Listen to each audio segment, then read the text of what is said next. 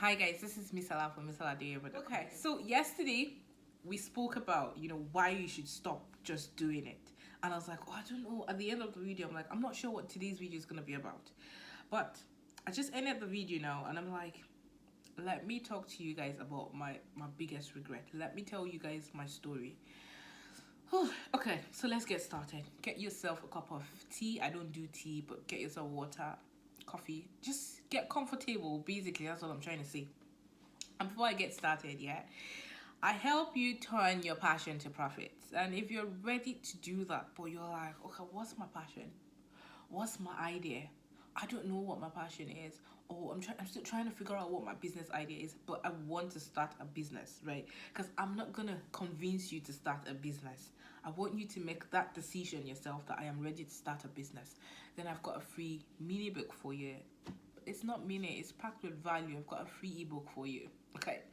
Also, if you have told yourself that this is exactly what I want to do, an example, I want to help women, achieve their full potential. That's fine. This book would also help you validate your idea. It would help you, figure out what exactly it is that I'm going to do. How am I going to help them achieve their potential? Because that could mean different things to different people. For someone who wants to lose weight, losing weight is achieving their potential. For someone like me who tried to pass her driving test 6 times, if you're going to help me pass my driving test, that is achieving my potential. So it means a lot of different things to different people. But this book is going to help you validate your idea and also help you make a choice if you've got a couple, and then you move on to the next step. But yes, let's get back to my biggest regret. So anyone who knows me or knows my story would know that I learned the hard way. Business after business, strategy after strategy, it was a learning curve. And I wouldn't say failures. I got to a point in my life where I stopped believing that there's any such thing as failure. There's no such thing as failure. We just learn lessons from those experiences, from those events. Okay, so I grew up in Nigeria. I'm sure you can tell from my accent. I'm a Nigerian girl. I grew up in Nigeria, and I think, moved here to the UK, and I did to do a master's degree. So I did a master's in hospitality and tourism, and while still trying to finish up the master's, because my master's had work placement as well. While still trying to finish the master's, I think that was when I launched the YouTube channel. I launched my first YouTube channel, and it was, I cringe, but I smile anytime I see that video. It was so naive, but I was a go-getter. I was like, hey guys, this is Misala, saying things about me, blah blah blah. Anyways, so my first mistake was me stepping into the world of entrepreneurship, but I did not know. I thought it was a hobby, but I still wanted to make money from a hobby. Like, that's the first thing we need to realize. A business, if you want to start a YouTube channel, you're watching this and you're like, okay, I want to start a YouTube channel. Guys, you need to treat it like a business. If you want to start a YouTube channel and you do not plan to ever make money, $1, a cent, a pound, a penny from this platform, from a YouTube platform, then you can treat it like a hobby and do whatever it is you want. However, if you want to make money from this, you want to become an influencer, you want to be financially free, treat it like a business and do it the right way. Okay? Don't just come up on YouTube and just be picking topics that you just feel like you want to talk about. Treat it like a business. Anyways, back to the point. I didn't do that. So that was my first learning curve. So no wonder it wasn't working well. I didn't know who my ideal viewers were. I wasn't speaking to anyone in particular. I was watching people who had already made it on YouTube, and they were coming on to say things about me, and then I'll come on and be like, okay, I love this, I love rice, I love this. Who cares? Nobody. The reality is nobody cares. Everyone is going through something, and if you're not helping them, nobody really cares about what food you like or your best color, or they need to develop an interest in you first of all, right? So first learning curve there. And as you can imagine, I was still not an influencer. There was still no money. Right? So went back to my job. I was working full time. I was living from paycheck to paycheck. That's my story, right? Most people start a business not because they're living from paycheck to paycheck, but because they need to be able to create the impact that they have to, right? So it might not be about the money, but I was living from paycheck to pay, and I went back to a job. And then I launched my second business, which was event planning. And guys, every mistake that you can think of, I made in that business. I was living in Scotland, and I was targeting clients in London. So I left Scotland to go for a wedding exhibition in London. And if you know anything about event planning, you need to be friends with the vendors. You need to be friends with venues. You need to know these venues. You need to just that you need to know areas, places, because you're like the bride's PA. And I wasn't living there. I was living and working in Glasgow and trying to build a business in London. Why? Because I heard, and the facts and the news and everyone, not like I heard, it's true. London is the capital. There's money in London. People are willing to pay you for your services in London. London is where the event planners are making it. It is not by that. People come to you not because you're where everyone is making it. People come to you because you have shown that you can prove, you have results, you know what you're doing, you're a thought leader.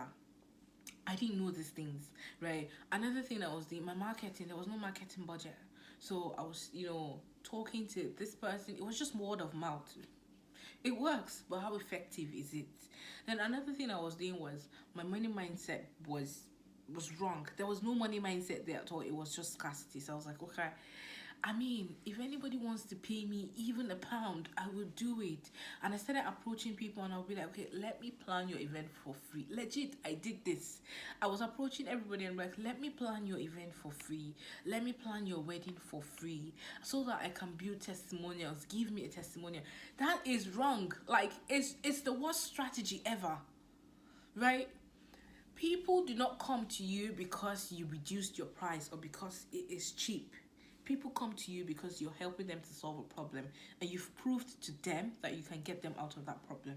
So, I mean, my 90-day mark came, still no paying clients, 6 months, 9 months, 1 year, I still couldn't secure a paying client. And I was like, something is wrong. And I told myself, yes, I admit at this point that this is probably a wrong way to think, but I then told myself that even if it is just to prove to myself that I can start a business, I'm just going to keep going forward. So I was going forward, but at some point I took a step back because I was also trying to progress in my career. So I decided to, go on a training to become a business consultant. Not to become a business consulting training. I went on that training, and afterwards I did a certification. And that was it. That was when my eyes like opened, and I was like, what am I doing? This is wrong. Like, if I want to focus on clients in Glasgow, then I focus on clients in Glasgow. Like, why am I copying everybody's offer? Like, I just go to an event planner's website and I see, okay, this is what she's offering for this price. This is what she's offering for this price. And I just, copy that and I say, this is what I'm offering. Who do I want to help? Do I want to help wedding planners, or do I want to help corporate clients? If I want to have like corporate clients, how do I penetrate that market, right? I cannot be everything to everybody. It was really too much and overwhelming to see that, because I was already beginning to think that, okay, maybe people don't like me, or maybe it is like, it's not the clients. I was really doing it wrong, right? And the summary of all this was, I started that business without a strategy. Guys, the essence of this is, I'm just telling you things and mistakes that we make in our business. I started that business without a strategy. So, and then when I figured these things out, I had to take a step back, because I was reading, studying, and learning. And I was like, okay, Miss Ella, you're doing this thing completely wrong. And I started to implement these changes in the business, and I started to see progress, right? And I was like, oh wow, okay, this is good. But along the line, personally, some things happened that caused me to desire to pivot to something else, to business consulting as on its own. Because I sat down, I looked at it. Yes, the business is growing. Yes, the business is flourishing. Right? It's growing. Well, flourishing, growing. The business is growing. I'm applying these principles and I can see results. But my weekends started getting busy. I didn't have my weekends to myself. And I was like, okay, one of my core values is family. I don't have kids yet, but that's the moment I am looking forward to, right? And I was like, okay. And everything we do is to, a better life for our children and our family. And I said, okay, Charlie and I don't have kids just yet. But however, if we do have kids, once we do, come together as a family, I wouldn't have my weekends to myself. And at that point in time, the business would have grown. It would have boomed, right?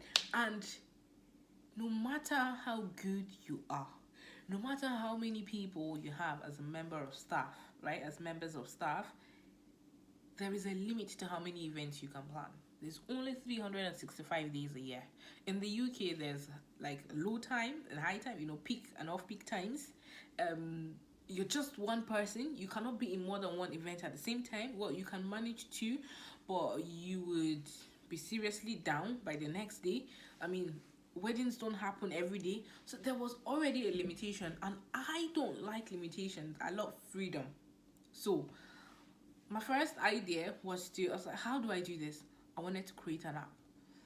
I think I still have the plan for that app, and I probably would create an event planning app where people who do not want to employ the services of an event planner would use the app. I call it the Simplify app. Would use the app to plan their events from start to finish, like the whole customer journey. But that, by the time I finished having the meeting with the project manager, the developers, my bill came up to £10,000, and I was like, okay, take a step back. Now, this is another lesson for you guys to learn. So, I think majority of us have big dreams.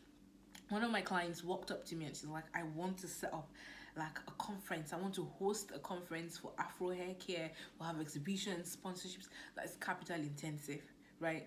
But does not mean that you stop your dreams. You can start achieving smaller goals that walk up to the bigger goal, right? So I was like, okay, so I want to have this app. I mean, there will be no limit. I can have 1 million people download the app. There is no limit as to the number of people that will download this app. So I then said, okay, I am going to pivot and I'm just going to be a business consultant.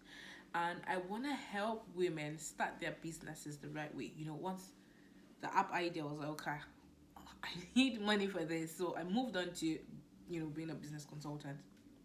And I was like, I want to help people start their businesses the right way. And I call that business Start Right. Start your business the right way.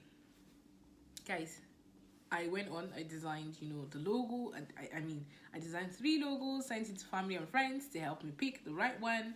I started telling, people about it. But the truth is I never launched, right? I never ever launched. So why? I was overwhelmed.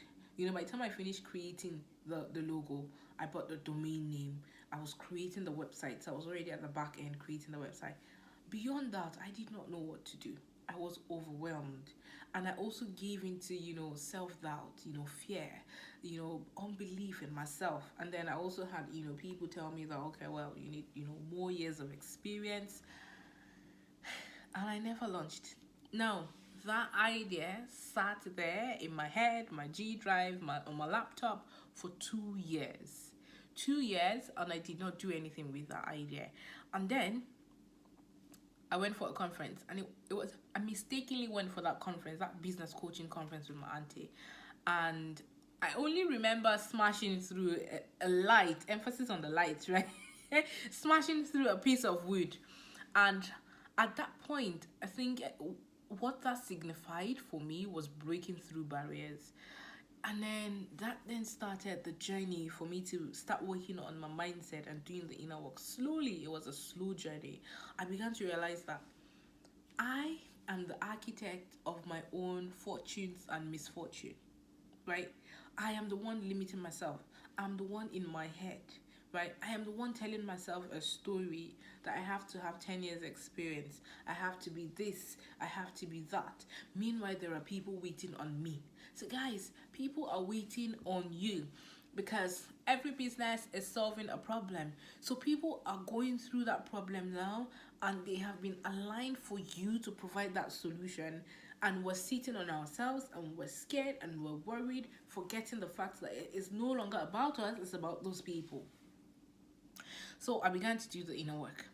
Now, this is how I formed my methodology. This is how like I formed my processes. You don't even get to implementation and launch phase with me, and this is what I do with my clients. You don't get to that phase except we have done the inner work and we have done the business foundation. I had no strategy, I had not done the inner work. And not until I did those things before I started to really make it as a business consultant, as a business strategist. Did I even really make it? Because at some point I even went on and did like a property sourcing business, because I was looking for something within my comfort zone. I had not done the inner work. Guys, we need to do the inner work. But that is not my biggest regret. My biggest regret was the fact that I did not have help. So I'm not even sure I knew what a business coach was when I first started. If I knew, I don't know. I probably wouldn't, because I was in the mindset of like, why would I pay somebody to help me do this? So I can't really tell. But if I had a coach, not just an accountability coach, I believe that they are good. But when you don't know what you're doing, I mean, what is an accountability coach keeping you accountable to do, right? A business coach or a business mentor or a business strategist. If I had any of those, but there are no regrets here, right? I can't go back and change it. Like, the lesson has been learned, but that is my biggest regret, is that I never sought help. Seek help. No man is an island. You cannot do this on your own. Every area in your life, if you realize that you're struggling, it's just your mind telling you to get help. Get help. Be it parenting, be it weight loss, be it whatever it is, writing a book, whatever goal you're trying to achieve. If you're struggling in that goal, seek help. Seek help, seek help, seek help. Okay?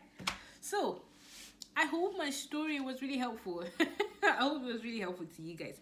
Do not forget that you can get access to my book. It is completely free for now, but it is so valuable. My ebook. It's called Figure It Out: How to Figure Out Your High Potential Idea, so that you can get started, work on the business foundation for your business, and start the do, right? The do that you want to do that, so that we can get started. The link is in the bio below, and I'll see you guys in my next video. Take good care of yourselves. Bye.